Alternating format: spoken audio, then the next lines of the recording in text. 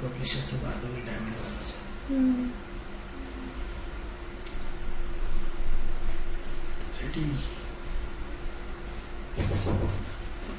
नमस्कार, किस्मत सवारी में आपका स्वागत है। मैं हूं आपकी होस्ट एंड दोस्त खुशबू जैन। दोस्तों, जैसे कि आप सभी जानते हैं कि किस्मत सवारी में हम आपको बताते हैं कि कैसी रहेगी आपकी किस्मत, क्या कहते हैं आपके तारे, कैसे हैं आपके सितारे। जानते हैं आनंद जी से कि आपकी किस्मत का भविष्य क्या कहता है। आनंद जी, हम बात कर रहे थे। नमस्ते आनंद जी। नमस्कार खुशबू जी, नमस्कार दर्शकों। आनंद जी, हम बात कर रहे थे ज्योतिष में उच्च शिक्षा की। तो उच्च शिक्षा की बात चल रही थी, तो आपने बताया था कि सूर्य का क्या प्रभाव रहता है उच्च शिक्षा प्राप्त करने में। जी देखिए मित्रों, चर्चा चल रही थी सूर्य की। हमने आपको प्रथम पंक्ति में सूर्य की ए ग्रेड मिलाया कि सूर्य सबसे पहले यदि राहु के साथ कनेक्टेड हो जाता है तो राजनेता बनाता है। सूर्य के साथ मिलकर शुक्र के साथ जुड़ जाता है तो क्या बना देता है, व्यक्ति को प्रशासनिक बना देता है। सूर्य के साथ और बुद्धि के साथ यदि जुड़ जाए तो बुद्धि क्या है, व्यापारी है, तो क्या है, उद्योगपति बना देता है। अब सवाल ये हो रहा है कि सूर्य मेडिकल का कारक है, सूर्य डॉक्टर का कारक है। तो सूर्य जब 4-8-12 भाव से जुड़ जाता है, 4-8-12 रिसर्च के होते हैं, 4-8-12 कहीं न कहीं गहराइयों से जुड़ने को होते हैं, 4-8-12 बीमारियों के होते हैं। तो 4-8-12 का कनेक्शन यदि 1-3 से हो जाए या 5 से हो जाए या 11 से हो जाए तो ऐसे में व्यक्ति को, बीमार व्यक्ति को स्वस्थ करते हैं। तो स्वस्थ कौन करता है, सूर्य करता है। निरोगी कौन करता है, सूर्य करता है। तो क्या है कि निरोगी काया किसके माध्यम से मिलती है, सूर्य के माध्यम से। तो सूर्य क्या करता है, डॉक्टर है। अब डॉक्टर के साथ साथ बात यहाँ खत्म नहीं हो जाती मित्रों। सूर्य जो मशीनरी की बात करते हैं, तो सूर्य जो एक्सरे मशीन है क्या करता है, आपकी बॉडी का एक्सरे कर देता है, पूरा का पूरा वो बता देता है। तो एक्सरे मशीन की यदि हम बात करेंगे तो वो भी सूर्य से ही जुड़ती है। अब इसके बाद वेल्डिंग है। वेल्डिंग क्या करता है, सूर्य आग यदि किसी को क्या मजबूत बनाती है, दो रिश्तों को मजबूत बनाती है, तो सूर्य क्या करता है, वेल्डिंग भी बनाता है। तो ऐसे अनेक चीजें हैं जिसके माध्यम से सूर्य का पूरा जीवन हमारा संचालित होता है। अब मित्रों, महत्वपूर्ण चीज ये कि सूर्य की बलवान पोजीशन कैसे होगी और किस तरह होगी।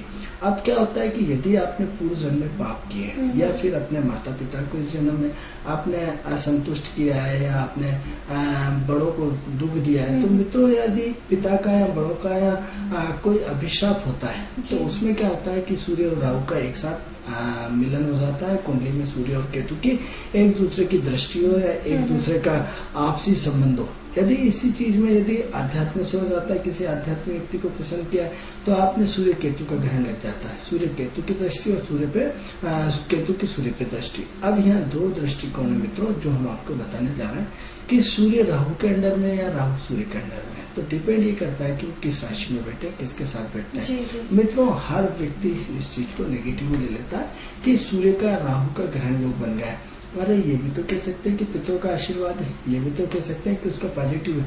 यदि जीवन में देखा जाए तो नेगेटिव यदि हम इनको राहु और सूर्य का ग्रहण योग बता रहे हैं, यदि सूर्य और केतु का ग्रहण योग बना रहा है, नेगेटिव बता रहा है, तो पॉजिटिव भी तो यही ग्रहण बनाता है, जीवन में उन्नति तो यही देता है, अनएक्सपेक्टेड लाभ भी तो यही देता है, ऊंचाई कुछ जीने का, छूने का मौका भी तो ये देता है। तो हम किस कंडीशन में उसको अच्छा माने और किस कंडीशन में बुरा माने। तो मित्रों, जब सम राशियां होती हैं, सम राशि क्या भावनाशील होती है, शन राशि क्या है कि इमोशंस होती है। तो यदि वो राहु एंड सूर्य का यदि सम राशियों में बैठे हैं तो काफी दुखदायी होगा, और यदि विषम राशि में बैठे हैं तो उसका तालमेल टोटल पॉजिटिव होगा और व्यक्ति को कहां से कहां उन्नति करते हुए ले जाएगा।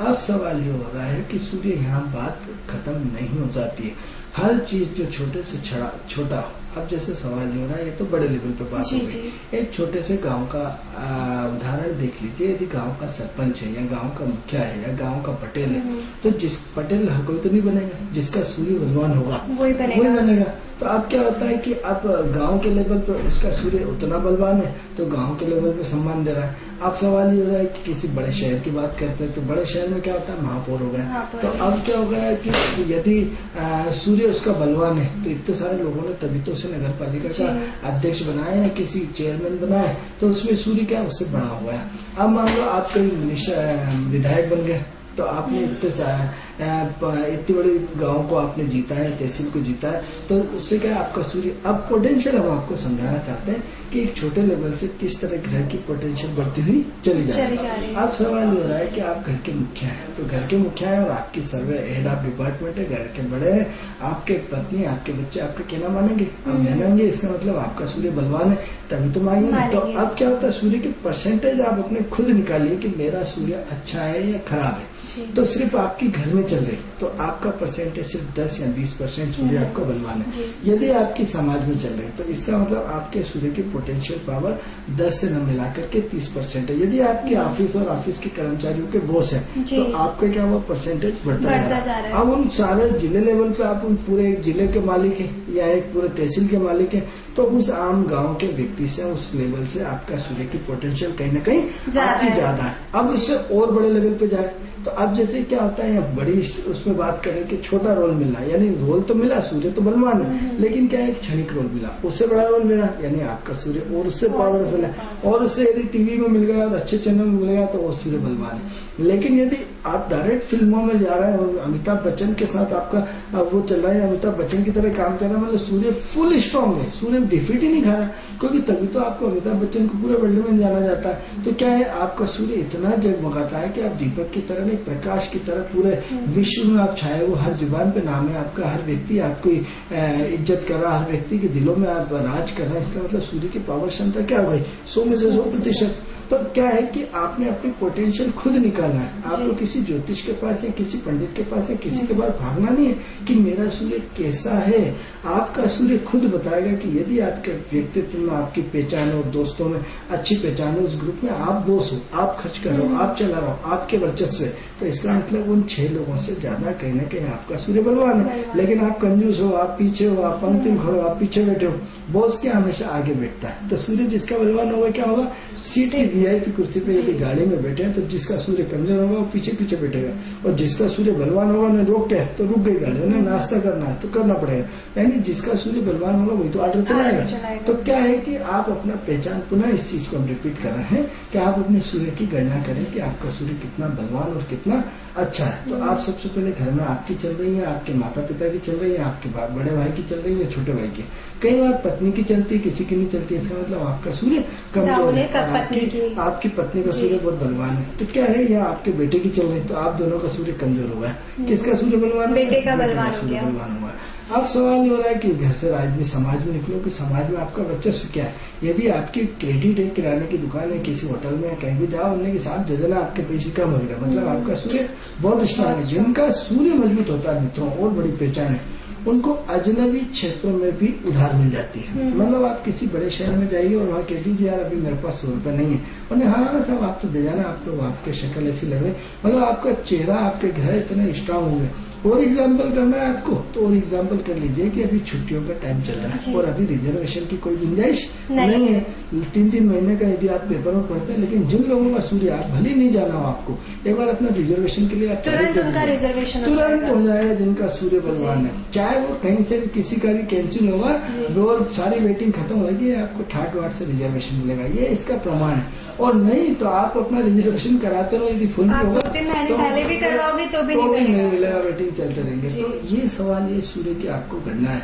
यदि आप किसी भीड़ में बिल जमा करने जा रहे हैं, डॉक्टर के जा रहे हैं, आपका सूर्य बलवान है, आपकी प्रथम पंक्ति में पहला नंबर आपका ही आना चाहे कितना ही। लेकिन सूर्य यदि कमजोर है, आपको तो लाइन में खड़े शनि की पंक्ति में आ गया, तो मित्रों सबसे पहले आप किस पंक्ति में आना चाहते हैं, सूर्य की पंक्ति में आना चाहते हैं, शनि की पंक्ति में आना चाहिए।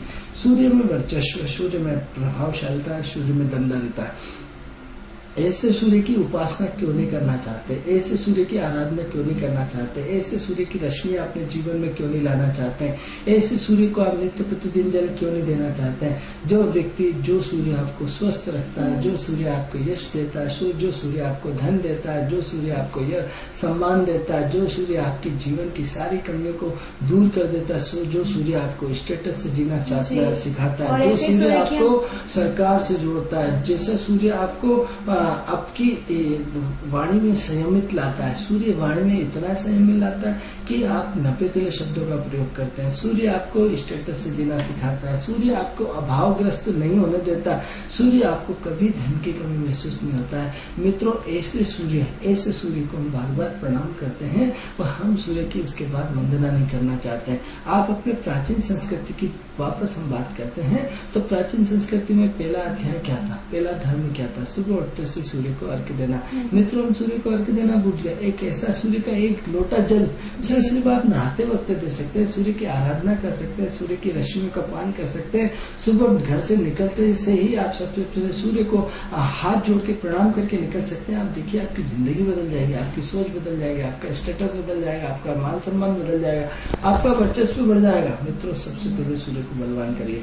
और यदि नहीं मानना चाहते हैं तो आप अपनी कुंडली उठा के देखिए कि 9 ग्रहों का राजा कौन होता है? सूर्य होता है। सूर्य क्या होता है? जिसके अंडर का राजा 9 हो, सारे 8 ग्रह किसके अधीन काम करते हैं? सूर्य के अधीन करते हैं।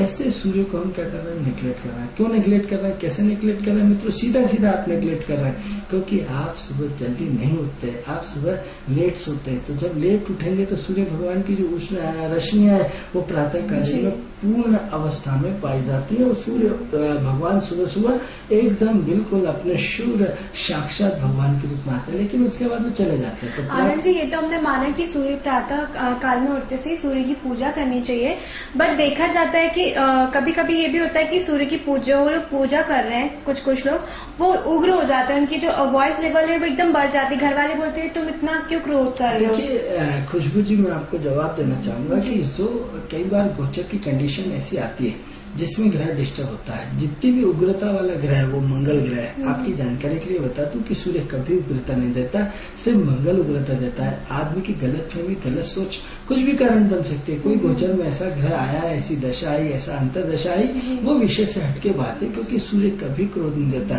क्योंकि आप देखिए कि राजा तो इशारों में बात करता है। राजा को कभी क्रोध नहीं आता। राजा यूं इशारा में कर देगा, आपके काम लग जाएंगे। राजा कभी चिल्ला चोट नहीं करता। राजा तो लिखित में इससे धीरे से उसके मंत्री को इशारा करता है। इसलिए ये इस तरह की गलतफहमियां बिल्कुल ना लाएं, क्योंकि सूर्य एक पवित्र है। अब सवाल ये हो रहा है कि जो छठ पूजन होती है उसमें सूर्य का ही पूजा होती है, तो सवाल ये हो रहा है कि हम छठ पूजन करना भूल गए।